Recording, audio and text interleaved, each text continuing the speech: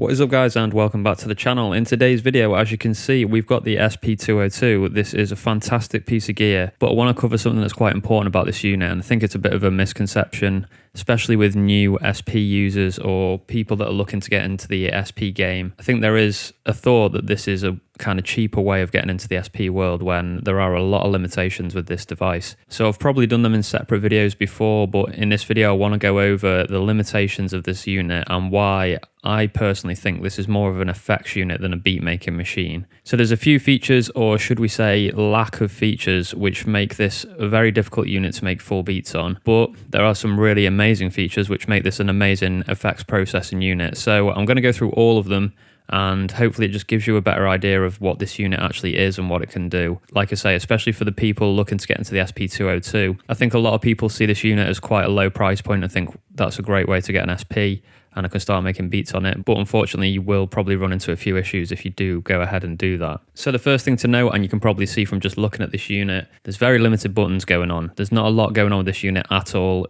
It's probably just a bit behind the SP303 in terms of functions, but compared to say the 404 or the 404SX or the A, this has got way fewer buttons. So the most notable thing is that this doesn't have a pattern sequencer at all, so you can't sequence samples in any shape or form on this unit. That means you can't lay down a drum beat and then put some samples over the top. You can't program a hi-hat. You can't program anything at all. You can't sequence anything on this unit. So that's probably the biggest thing which makes this kind of inferior to the later SP models, is that straight after this on the SP303 we get a pattern sequencer and all of a sudden there's a whole world of beat making that's opened up.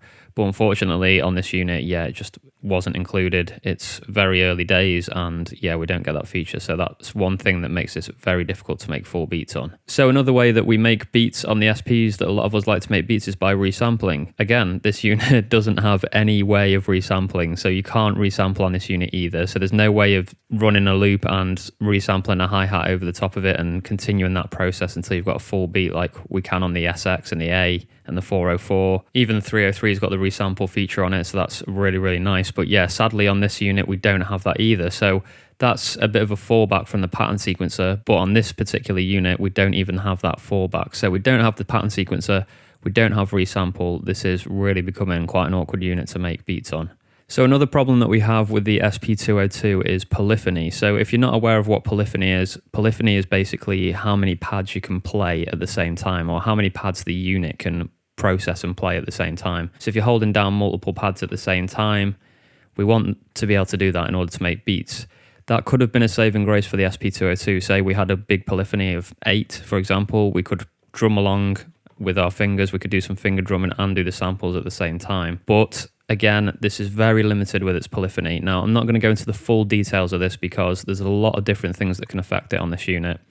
There's obviously sampling mono and stereo, there's the effects, they affect the polyphony, and there's just the general polyphony itself. So I'm not going to go into any details about this. You can check out the online manual if you want to get the full breakdown of how everything kind of works with the polyphony, but it's a bit confusing, it's hard to remember it all, and basically it's very limited. So you're looking at things cutting each other out almost instantly. So if you've got two stereo samples, for example, if you triggered one and then went to press the other one will cut out. So that's how the polyphony will work. You'll go to press another sample whilst another one is playing, and the original one that you press will just cut out. It won't be audible. So that's a big issue. Obviously, you may think that you'll be able to play a drum loop and record it out into a separate unit or something like that, but you just can't do it on this device. Okay, the final thing, and I think this is a huge one as well, this has become a real problem for me when trying to make any kind of beat on this device. So there's no way of changing the level of a sample once it's inside this unit. Now that obviously sounds quite chaotic, but unfortunately that is the case. So if you sample in a snare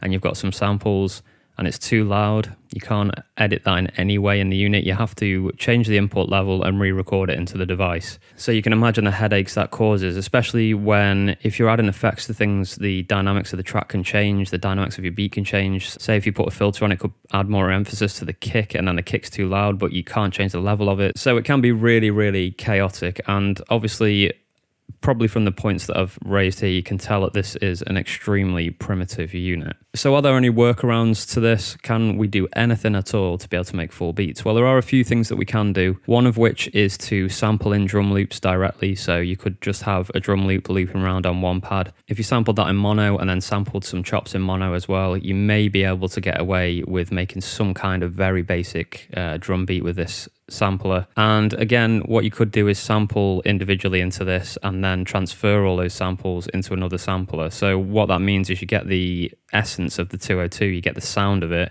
but then you can just program it in something else. You could even do that in a DAW if you wanted to, and that's definitely something that I want to try more in the next few months. I really want to start using the SPs to sample and get the flavor of them and then arrange those beats in a DAW. So we'll see how we get on with that, but that's a definite workaround for this, and it's probably what you're going to be doing most of the time. So price-wise now, things are really ramping up in the SP world. Prices are getting very, very silly, especially for the legacy units. So is this worth the money? Well, originally when I bought this, it was literally just before the boom of these samplers. So I got very, very lucky and imported this from Japan via eBay. And I got it for about £150, I think I paid for this. It could have been less, could have been more, I can't really remember. But now I think these are getting towards the sort of 200 mark, which I think is really, really pushing it with this unit. Now, obviously the features that are good about this, the repitching is incredible. The different sample rates that we can sample in out there, absolutely amazing as well. But basically this is kind of a glorified FX pedal. It's got a few more features that are great, but basically the main features that are useful now for beat making are purely for manipulating samples and using them in something else, which is easier to make beats with. So all in all, cost wise, it is really pushing the boundaries of whether it's worth it or not. I personally think the price is getting a little bit steep for what it can do, and with plugins and everything indoors and with other SPs, you can get very, very similar results. This does have its own unique flavor, which is really, really nice, and you won't be able to match it entirely, but you can definitely get close with the other SPs. So maybe that can be a different video I do in the future, is trying to replicate the sound of the 202 with later devices to see if we can get around using this at all.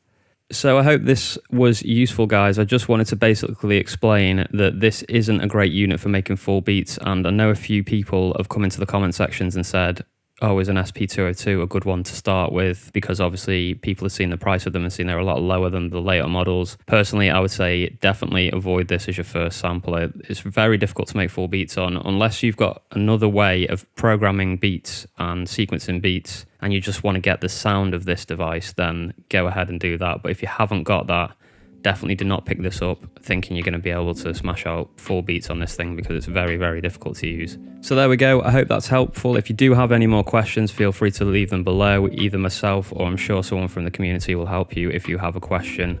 Thank you all for watching, and don't forget, if you want to support what I'm doing, then you can head to spvids.com and pick up some lo-fi drums.